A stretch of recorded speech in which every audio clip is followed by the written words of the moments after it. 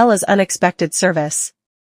In the heart of a sprawling Victorian mansion on the outskirts of a foggy English countryside, lived a woman named ellaknox, known to her few close friends as Ella.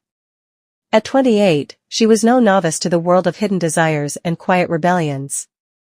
Her life had been a whirlwind of adventures, a stint as a burlesque dancer in Paris, a passionate affair with a rogue artist in Rome, and now, a deliberate retreat into the role of a live-in maid for the eccentric billionaire, Mr. Hargrove.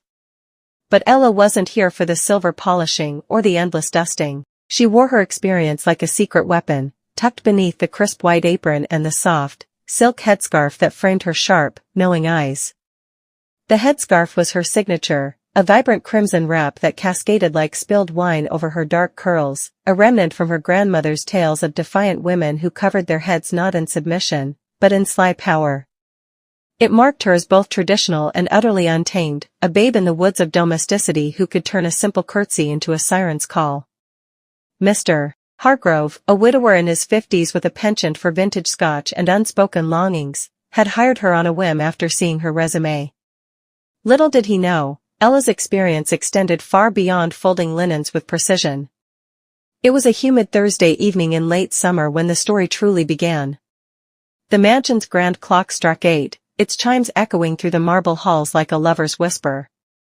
Ella moved through the library with the grace of a panther, her black maid's uniform hugging her curves just enough to tease without apology. The fabric whispered against her skin as she dusted the mahogany shelves, her fingers lingering on leather-bound tomes of forbidden poetry. She knew Hargrove watched from his armchair by the fireplace, his pipe smoke curling like question marks in the air. "Miss Knox," he said finally, his voice a low rumble that betrayed more than idle curiosity. "That scarf of yours, it's rather distracting." Ella paused, turning slowly, her full lips curving into a smile that promised stories untold. She adjusted the headscarf with deliberate slowness, letting a stray curl escape to brush her collarbone. "Distracting, sir? Or intriguing? I've found that the best secrets are the ones that catch the eye first." Her tone was velvet over steel, experienced, yes, but never desperate.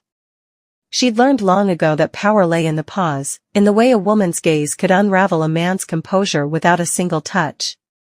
Hargrove shifted in his seat, his fingers tightening around the armrest. He was a man of empires built on steel and stocks, yet here he was, undone by the maid who'd arrived just 3 weeks prior. Ella had started subtly, a lingering glance over morning coffee, the brush of her hip against his as she passed in the narrow kitchen corridor. By the second week, she'd accidentally left a half-read.